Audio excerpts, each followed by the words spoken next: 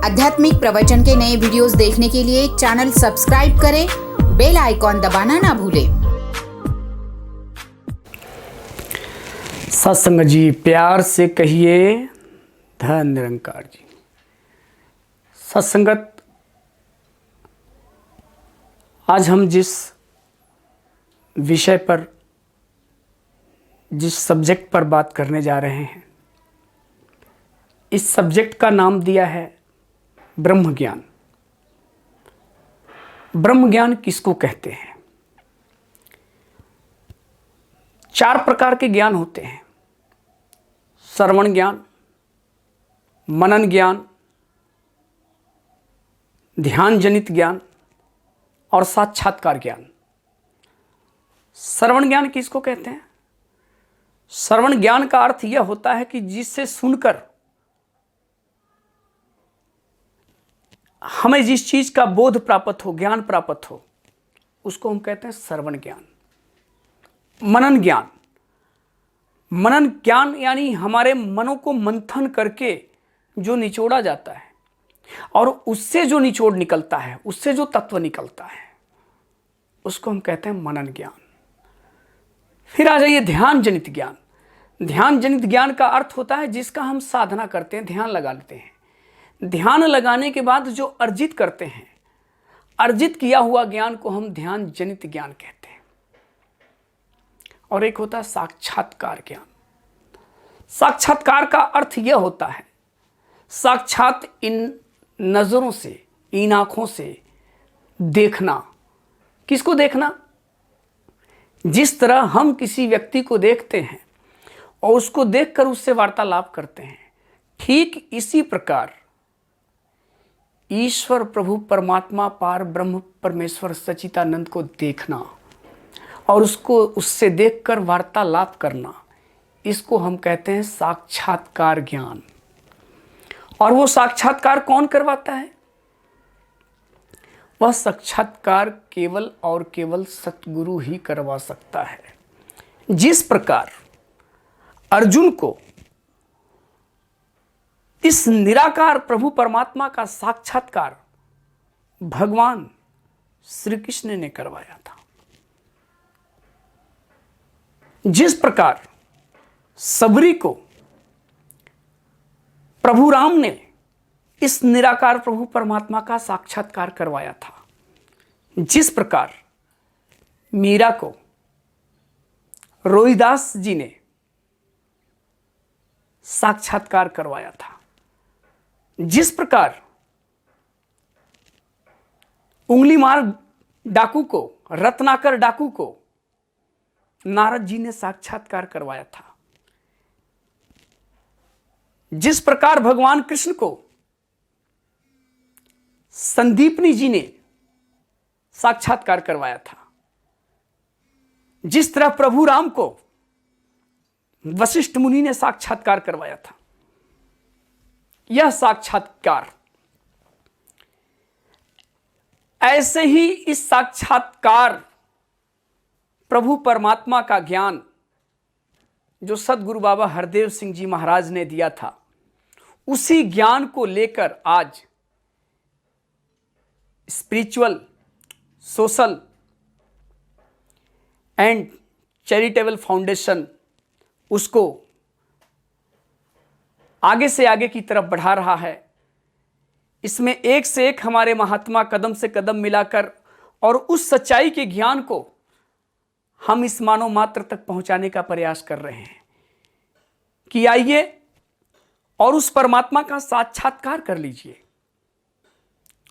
और वो साक्षात्कार यहां हो सकता है, जिसको हम कहते हैं कि परमात्मा की भक्ति तो पूरा संसार कर रहा है, लेकिन फर्क है। रामचरितमानस के अंदर गोस्वामी तुलसीदास जी महाराज लिखते हैं कि राम भगत जग 4 प्रकारा। ये कौन कह रहा है? गोस्वामी तुलसीदास जी महाराज लिख रहे हैं, लेकिन प्रभु श्री राम जी फरमा रहे हैं और कह रहे हैं कि राम भगत जग 4 प्रकारा, ज्ञानी मोहे विशेष प्यारा।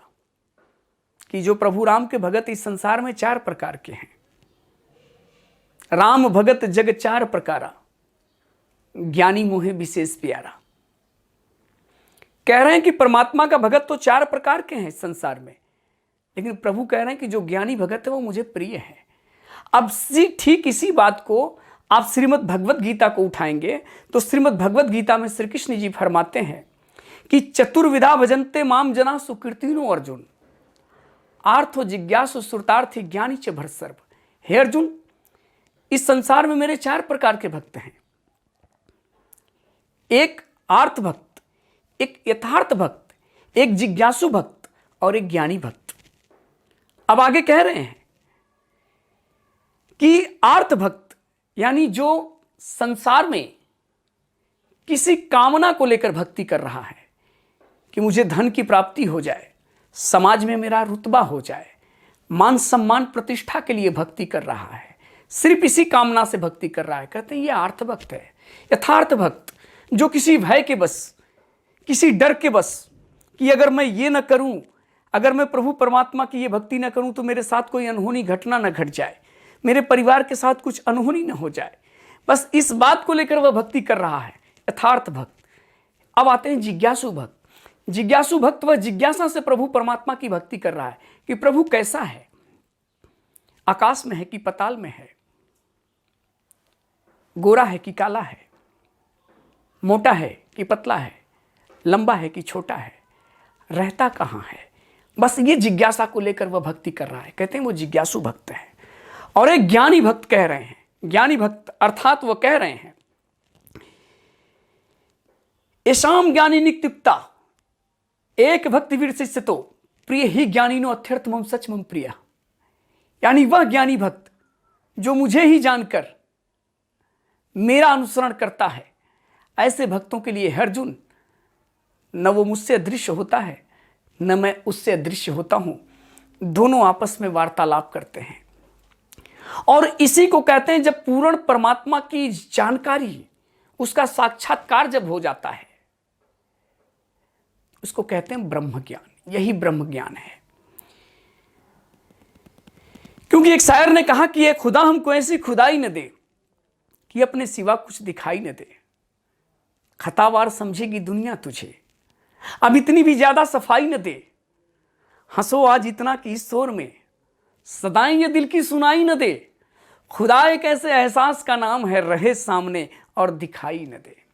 कि खुदा सामने है और दिखाई न दे, लेकिन जब यही खुदा, जब यही अल्लाह, जब यही गॉड, जब यही परमेश्वर जब आपके आंखों के सामने दिखने लगेगा, साक्षात्कार सदगुरु की कृपा से जब हो जाएगी, जब पूर्ण परमात्मा जिसको कहते हैं ब्रह्म,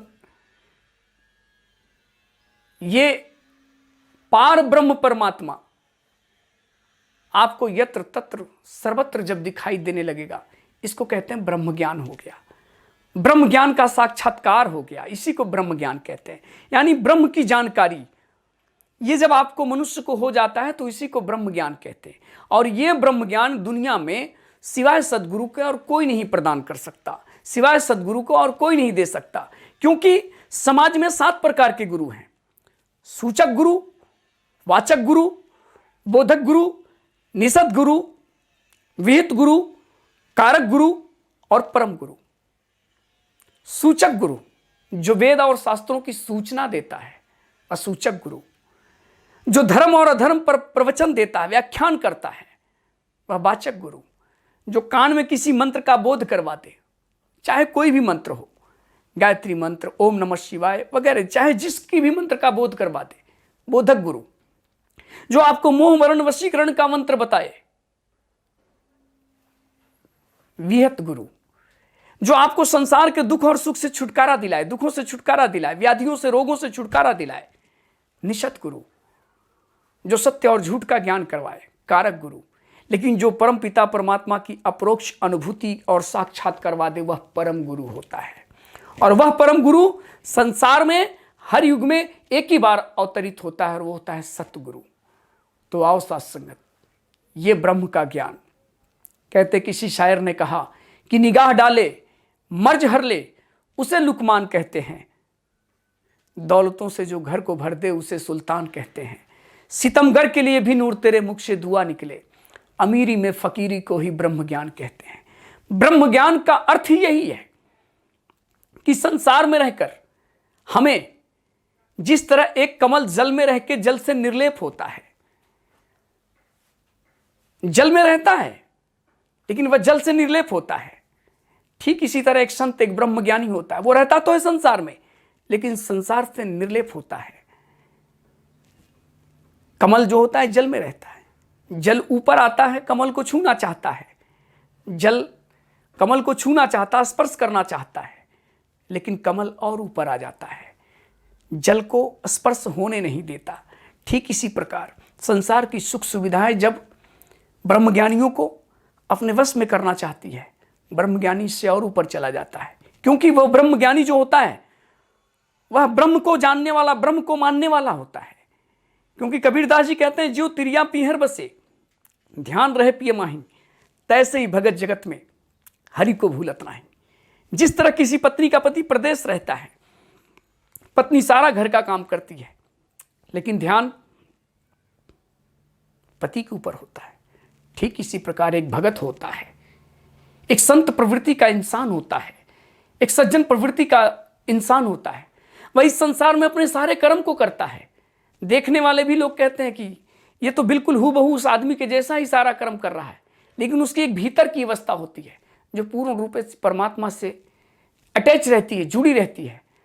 हथ कारवल ते चित्त यारवल, हाथ तो काम करता है लेकिन चित्त इस परमात्मा की तरफ रहता है, इस प्रभु की तरफ रहता है कि मेरा तो करने वाला ही प्रभु है। क्योंकि गोस्वामी तुलसीदास जी महाराज कहते हैं कि गिरह गांठ नहीं बांधते, जब दी है तब खाही, गोविंद तिन के पाछे फिरे कि मत भूखे रह जाएं। अर्थात कि जो परमात्मा से कभी गिले शिकवे नहीं करता है, कोई शिकायत नहीं करता है, जब प्रभु देगा तब खाएंगे, जो इस भरोसे रहता है, परमात्मा ऐसे भक्तों के पीछे, ऐसे संतों के पीछे पदार्थ लेके संसार की घूमता है कि मेरा भगत कहीं भूखा न रह जाए। आओ सत्संगत, जरूरत है समर्पण की, जरूरत है निष्काम भक्ति की, जरूरत है अपने अंदर वह प्रेम, वह श्रद्धा, वह भक्ति निर्माण करने की। क्योंकि संसार का ये जो सुख है ये क्षणभंगुर है। इसको मराठी में संतों ने कहा, विषयाचा सुख घेता हर घड़ी चिंता।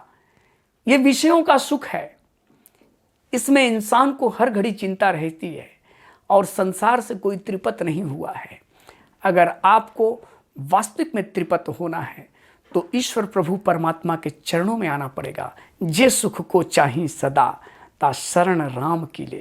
क्योंकि जिसके जीवन में राम है बस उसी को आराम है, और जिसके जीवन में राम नहीं उसको इस संसार में आराम नहीं। क्योंकि एक शायर ने भी कहा कि माना कि प्रभु सुनता है सबकी, इसका भी कर्म कुछ आम नहीं है।